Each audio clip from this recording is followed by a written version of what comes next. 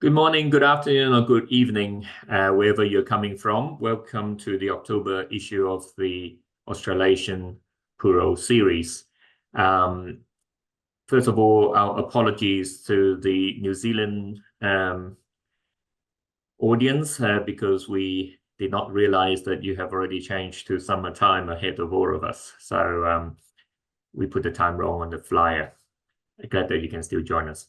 Today, we are very happy to have Dr. Bristi Roy, who is the chest physician who leads the clinical pleural service in Westmead Hospital in Sydney, to come and talk to us about uncommon pleural effusions that you cannot miss. And as always, if you have any questions, please do not hesitate to put it on chat, even as the talk goes on, because it takes a bit of time to get to us. And if you or any of your friends miss the lecture, and you want to look at it again, please go onto YouTube. If you just put in the Australasian Pleural series, or the previous lectures will come up.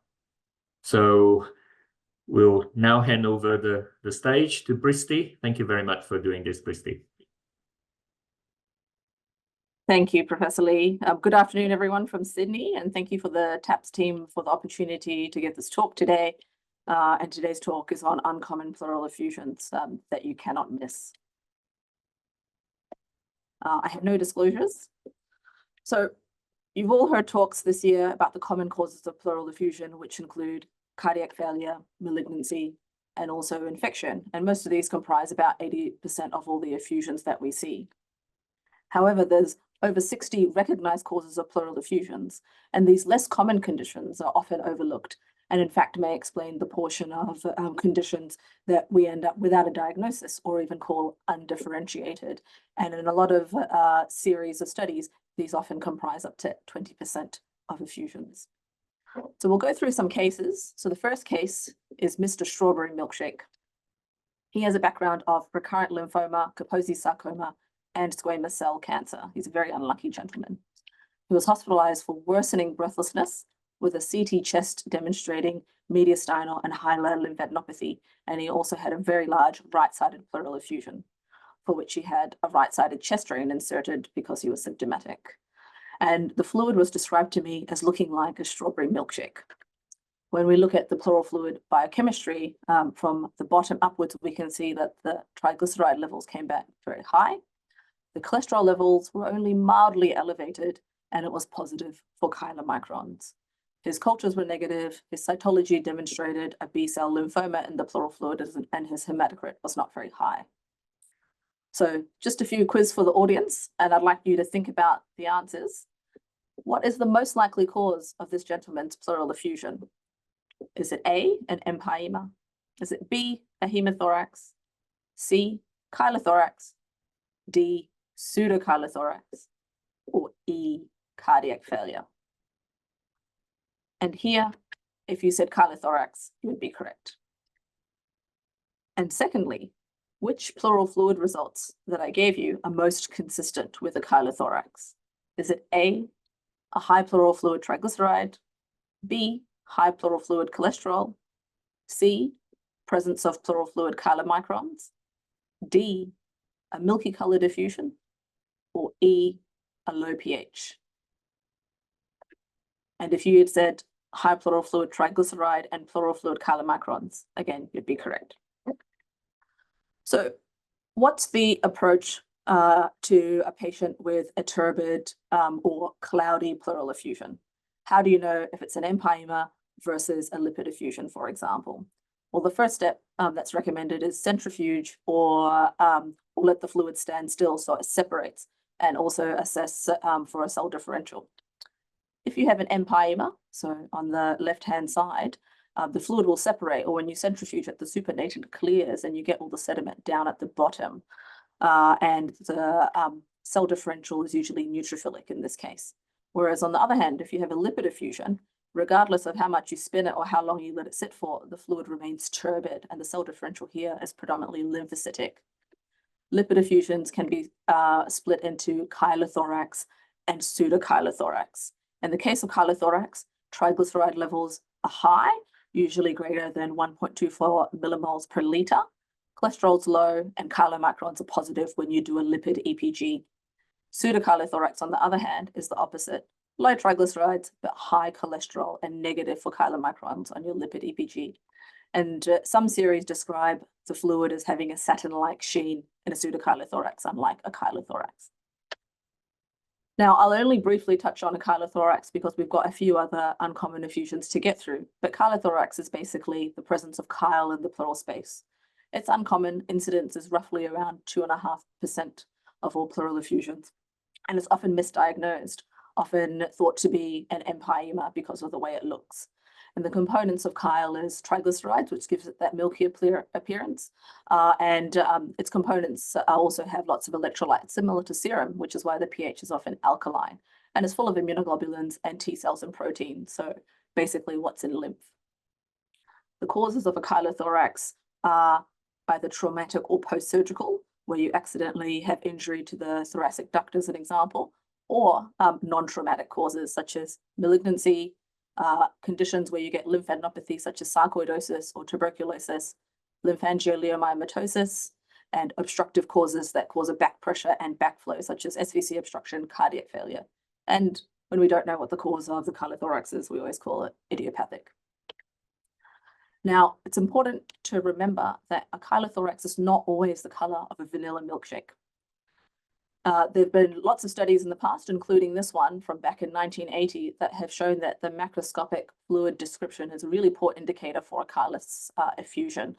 And this study demonstrated a wide variety of colors ranging from chyle to bloody, some of which were green and turbid in color. It's important to remember when you have dual pathologies, so chylothorax plus a malignant pleural effusion together, such as in the case of our gentleman, or in patients who are starved on a low-fat diet or are malnourished, they may no longer have a milky appearance of their fluid, or if it's mixed in with blood, it will be a pinkish color instead of the normal milky color. So I would recommend that whenever you have a pleural effusion of an undetermined cause, you should think about double-checking triglyceride values to make sure you haven't missed a chylothorax. What about investigations for chylothorax? Imaging is usually directed at finding the cause of the chyle leak. So you may think about doing a CT of the whole body of your patient.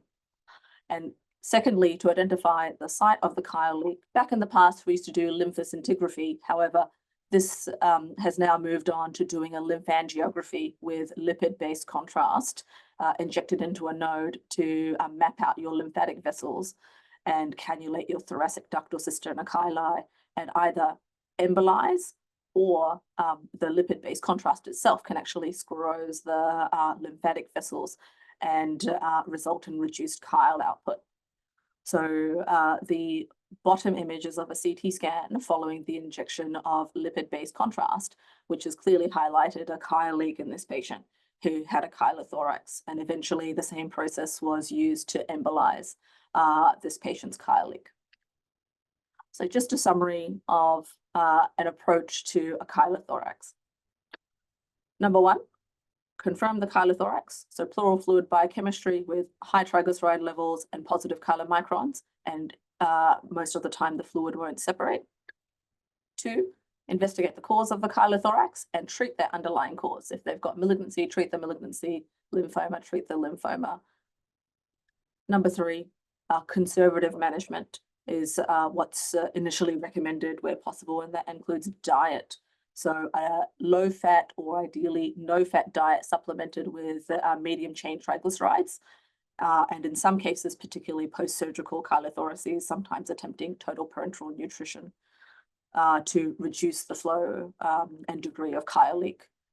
Drainage, if your patient is symptomatic, whether that be with pleural taps or sometimes intercostal catheter drainage. Fluoridesis is contentious in chylothorax. It depends on the clinical context. And finally, sometimes in refractory cases, medications such as octreotide or somatostatin analogs may be used. Midodrine and orlistat you may have heard about, but are only talked about in case reports, case series with very minimal evidence. And finally, in refractory cases, or if the cause of the chyle leak is post-surgical or traumatic, surgical intervention to ligate the thoracic duct or even interventional option to embolize the chyle leak is an option as well. And here I just wanted to highlight that dietary measures actually work. So this is a patient who had a large chyle leak with triglyceride levels being 7 to begin with. We started a no to low fat diet. And as you can see, after starting the diet on their next drainage, when they had a symptomatic pleural effusion, their triglyceride levels have halved from 7 to 3. He came in again, needing another pleural fluid drainage, which sort of indicated that, the low or low fat diet, the patient was probably cheating a little bit as the triglyceride levels were still reasonably high. So at this point, we decided to do a lymphangiogram, and we fasted him for that lymphangiogram and showed that his chyle leak, when we rechecked his triglyceride levels through the same intercostal catheter, had actually completely resolved when he was fasting. So again, this highlights that diet does in fact work if your patient is able to stick to it. So we'll move on to our next case. This one's called Mr. Banana Milkshake. This is a young gentleman who had tuberculosis treated in India in 2021. He'd been breathless for at least a year, and now he had presented with a fever and a cough. And as you can see, his X-ray and a CT scan on the left-hand side demonstrates a loculated pleural effusion, and on the CT, he has a thick pleural rind. He had an intercostal catheter inserted, and his pleural fluid was described as looking chylous. However, it was lymphocytic. His triglyceride levels in the pleural fluid were low, and his cholesterol levels were high at 6, and he was negative for chylomicrons. And under polarized light, he actually had crystals in his pleural fluid, and his TB PCR came back positive. So what's the most likely cause of this gentleman's pleural effusion? Do you think it's A, empyema, B, hemothorax, C, chylothorax, D, pseudochylothorax, or E, heart failure? And here, if you said pseudochylothorax, you'd be correct. So pseudochylothorax is another cause of a lipid effusion, but this time it has high cholesterol content. And the theory is that either cell death or accumulation of LDL due to the inflammation from the underlying condition draws in fluid by osmosis. Most common causes of a pseudochylothorax is tuberculosis or rheumatoid arthritis. And traditionally, the pleural fluid results come back with a cholesterol level higher than 5 millimoles per liter, and the cholesterol to triglyceride ratio in the pleural fluid is greater than 1. Chylomicrons should be negative. And when you look under polarized light microscopy, you see cholesterol crystals. The treatment for pseudochylothorax involves treating the underlying cause, and numerous studies have consistently shown that appropriate treatment of, for example, tuberculosis or rheumatoid arthritis effectively controls effusion and prevents reaccumulation. If your patient is symptomatic from their pseudochylothorax, you should consider drainage. However, a lot of the time, full drainage is difficult because the pleura is often very thickened, as in the case of this young gentleman whose CT scan I showed you, and it's complicated by trapped lung. So even after you drain the fluid out, their lung might not expand, and the risk of recurrence of their pleural effusion may be high. And subsequently, if the pleural fluid keeps reaccumulating and they're fit enough for surgery, decortication and pleurodesis might be recommended in these cases. Case number 3 of a rare pleural effusion. We'll call this one Mr. My Nails Look Funny. This gentleman presented with yellow nails and a fungal infection, and over a period of time, his nails had completely stopped growing. He had a chronic cough, a pleural effusion, and his lung function testing demonstrated restrictive lung disease with reduced gas transfer capacity, and he also had lymphedema. I'll stop harassing you with questions and I'll give the answer away, but this gentleman ended up having yellow nail syndrome. Yellow nail syndrome usually has 3 key features, but for a diagnosis, you only need 2 of them. And in fact, all 3 features are only present in about half of patients, but they comprise of having yellow nails, lymphedema of either your upper limbs or your lower limbs, and also pulmonary disease, which can range from pulmonary infiltrates, sometimes even bronchiectasis, and in effusions, pleural effusions are included in this spectrum as well. It's thought to be a disorder or dysfunction of your lymphatics. Male to female predominance is usually equal, and it tends to occur in older age. And finally, as I mentioned, there are over 60 causes of uncommon pleural effusions. So far, I've only gone through 3 of them, but I'll rapidly go through some of the other ones that I've seen in clinical practice and that you might come across in clinical practice or the hospital setting. So let's make a start. So the first ones that you might come across in a hospital setting are ones where organs rupture or organs leak into the pleural space. So in the bottom left, for example, a pleural pancreatic fistula, where you might see this in cases of patients with recurrent pancreatitis and patients who end up with a pancreatic pseudocyst or a pancreatic abscess, and it fistulizes and leaks into your pleural cavity. In these patients, they traditionally have an elevated pleural fluid amylase and a pleural fluid lipase because their pancreatic enzymes are leaking into the pleural space.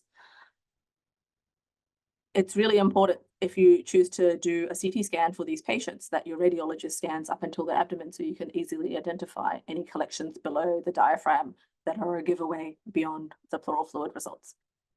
Similarly, esophageal rupture can be another rare cause of a pleural effusion. And in this case, it will only be your pleural fluid amylase that should be raised because of salivary amylase. You should watch out for this effusion in people who may have a history of recurrent violent vomiting or really bad dry retching with a resultant pleural effusion. Again, it's pretty rare. Other cases of pleural effusion can be a result of a peritoneal fluid translocating through defects in the diaphragm into your pleural space. The common one that I'm sure you've heard of is hepatic hydrothorax, which is essentially translocation of ascites through diaphragmatic defects into your pleural cavity. And this commonly occurs in patients with liver failure, liver cirrhosis. And this is just an X-ray example of a patient who had a hepatic hydrothorax where all they had was their ascites drained, and on the subsequent X-ray the next day, the pleural effusion was significantly better, which, if anything, proved the diagnosis of hepatic hydrothorax and translocation of fluid. So in some cases, draining the ascites, you can actually avoid a pleural procedure in these patients. And similarly, in the top right, a peritoneal dialysis-related pleural effusion, which, similar to hepatic hydrothorax, is translocation this time of peritoneal dialysis fluid from the peritoneal cavity up until the pleural cavity. What you'll find in these cases is an elevated pleural fluid to serum glucose level, and that's because the diastolate used in PD is very high in glucose. Some studies have shown that nuclear medicine investigations where you inject material into the PD catheter and demonstrate it going into the pleural cavity clinches the diagnosis. But again, pleural fluid to serum glucose is usually very indicative of this diagnosis. Other cases that you might see in a hospital setting is bile in your pleural cavity, so a bilious effusion or a bilothorax. This often occurs after biliary intervention or even in patients with obstructive biliary disease. So in this case, this patient had percutaneous biliary drainage where the catheter went through the bottom end of the diaphragm before it went into the liver and into the bile ducts, resulting in a bile leak into the pleural space on the right-hand side. When you test these patients' pleural fluid, you'll find that their pleural fluid to serum bilirubin is greater than 1. The fluid is also a funny browny green color. IgG4 disease is another uncommon cause of pleural effusions. In these patients, you'll find that they have an elevated serum IgG4. If you do a pleural biopsy of an area of active inflammation, you'll find a plasma cell infiltrate, which is positive for IgG staining. And IgG4 disease, your patients will often have other organs involved. So they might have pulmonary infiltrates, retroperitoneal fibrosis, recurrent pancreatitis, and also salivary gland disease. And finally, there are conditions called a duropleural fistula, where basically you leak CSF into your pleural space. And this is due to communication between your subarachnoid and pleural spaces. And the patients that might have this are your post-neurosurgical patients, patients having undergone brain trauma, or patients that have CNS tumors. To identify these patients, their pleural fluid will be positive for beta-2 transferrin, and their fluid is often a pale, very pale in color and a transudate, because if you think about it, it's CSF in their pleural fluid. And finally, a urinothorax. So similar to a bilious effusion, this happens in patients with urinary obstruction, trauma, or sometimes post-intervention. The pleural fluid looks and smells like urine. If you're someone who smells pleural effusions once they're removed from a patient, it's usually a transudate. And in this case, the pleural fluid to serum creatinine ratio is greater than 1. So I'll summarize. As I mentioned, there's many, many causes of pleural effusion. I only went through 11 of them that I think you might see more commonly in a hospital setting or in clinical practice. But overall, these actually, in fact, may present up to 20% of cases, including the ones that we call undifferentiated or undiagnosed. A really good history and examination is important. Look at your patient's nails, take note of the pleural effusion color. Is it a funny green color? Is it milky color? But also, what has your patient been through? Has there been any preceding trauma? Have they had any procedures? Is there any organ obstruction? And finally, sometimes a pre-made pathology form may be helpful in a clinical setting, just to remind you to think of rare causes of pleural effusion. And this is just an example of a pathology form used at our center, just to remind trainees and clinicians to think about, in this case, lipid effusion as a differential. I'm not saying that you should test for it in all cases, but just think about it. And if you're not going to test for it, you can always just cross it out. Thank you. Excellent. I think we will all think twice before we order any milkshakes in the near future. Just try to encourage the audience. If you have any questions, just put it on the chat room, please. We'll start with the first question. It asks about immunoglobulin loss with chylothorax drainage. Are you concerned about it? And I'll probably extend it to nutritional loss. Yeah, so I think if you think about, if you go back to the evidence, I guess the problem is the studies on chylothorax and recurrent drainages are based on case series and case reports. I actually came across one that showed that recurrent constant drainage of a chylothorax can result in clinically significant immunosuppression because of the drainage of the immunoglobulins when left for too long. But if you take a step back, what you'd most likely be doing when you drain them is a combination treatment. So trying to reduce their level of chyle output initially with dietary measures, as I said, no or low fat diet to reduce that chyle output, and draining in the instances where they are still very symptomatic, either with pleural taps or chest tube drainage, rather than in the case series that I just described, rather than constantly draining them without trying to fix the underlying cause. So I think if you've made an active attempt at reducing the degree of chyle leak, the risk of you draining immunoglobulins and causing significant nutritional depletion is lower. And in the most recent chylothorax consensus guidelines, again, they had also concluded that subsequent studies where there'd been an attempt at reducing the chyle flow first does not necessarily result in a reduction in immunoglobulins or immune suppression if you try and reduce the chyle output to begin with. In terms of nutritional depletion, I guess the same thing applies, but equally, when you put them on a low-fat or no-fat diet, it's important to get a dietitian involved and to monitor their nutrition and monitor what they're eating, and also ensuring that they have adequate intake of fat-soluble vitamins such as Vit-Abdic supplementation, so they don't become nutritionally replete, and then supplementing them with medium chain triglycerides that are actually processed by the liver and go into the portal circulation and don't contribute to chyle output. Okay. Well, we got quite a few questions there. As we kind of guessed beforehand, it's all around chylothorax. First question is, how long would you wait with conservative treatment before you start going for the more invasive or alternative strategies? Oh. So I'd start the conservative treatment, so the dietary strategies straight away.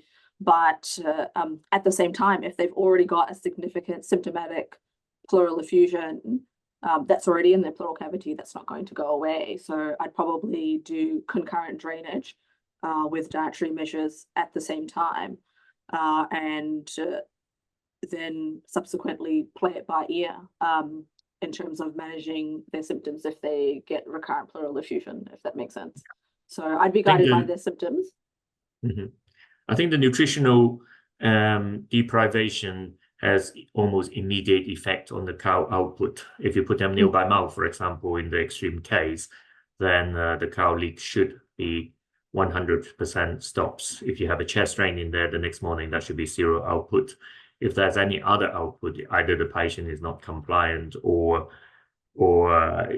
if it's dual either pathology. concurrent, there's a concurrent etiology, which is quite important, be it, lymphoma, malignancies, etc. Next question is, hepatic hydrothorax can be very hard to manage. So if that is a driving force, what do you usually use for hepatic hydrothorax? So this is not chylothorax, this is hepatic hydrothorax. What other alternative strategies do you have? Yeah, so I mean, you can still think of it as similar to chylothorax. So with hepatic hydrothorax, I think it's important to try and reduce, the degree of portal hypertension that essentially causes the ascites and causes the pleural effusion.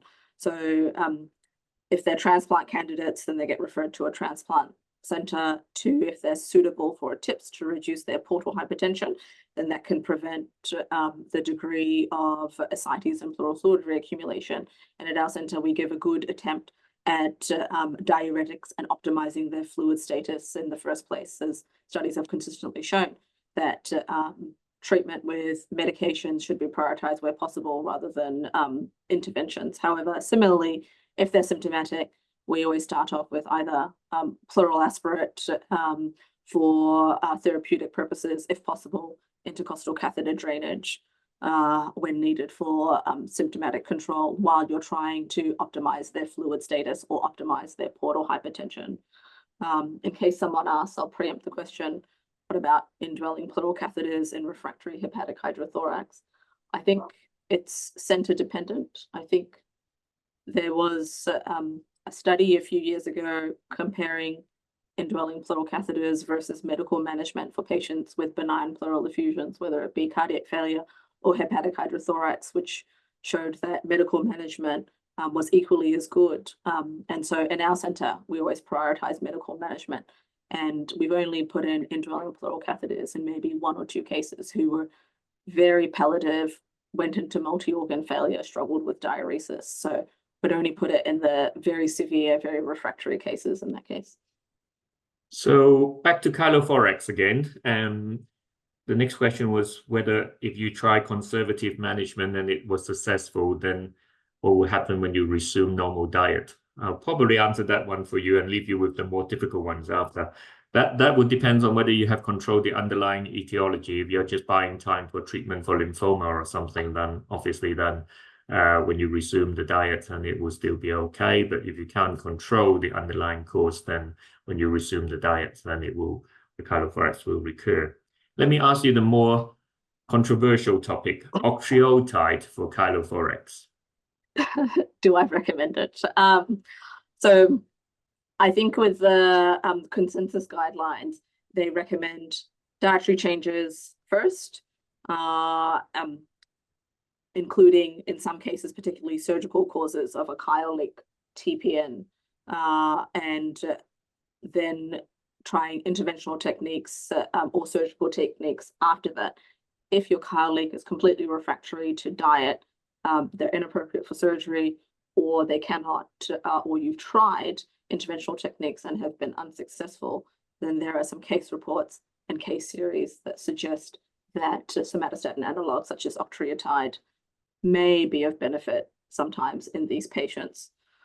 I think in most hospitals, you'd need to consider the cost, drug committee approval, and things like that. So I definitely wouldn't recommend it as first or even second line, but in really refractory cases, then it is something that you can think about. I think it's also fair to say that most of the successful case reports are predominantly in pediatric population. And there has also been quite a few other drugs that anecdotally in case series or small case series or case reports has shown to be successful, but whether they actually holds up in a proper study remains unknown. But I think when we are desperate, we often try everything. And sometimes it might just be a matter of time that it's successful. Now, I think we are almost on time now, and I think you have successfully answered all the questions. So thank you very much, Bristi, for coming in and helping out this week. And we all enjoyed your talk. If you missed the talk, or any of your friends missed the talk, please go on YouTube, and there's the Australasian Pleural series. If you type it in, then you'll find the previous recordings. Next month, we will have Dr. Sanjeevan Muruganathan from Melbourne on November the 6th, first Wednesday, to talk about pain control during pleural procedures, which is another very important topic that we all face every day in the clinical setting, but often very little has been done about it. So thank you again, Bristi. Thank you for everyone who has logged on, and we'll see you next month.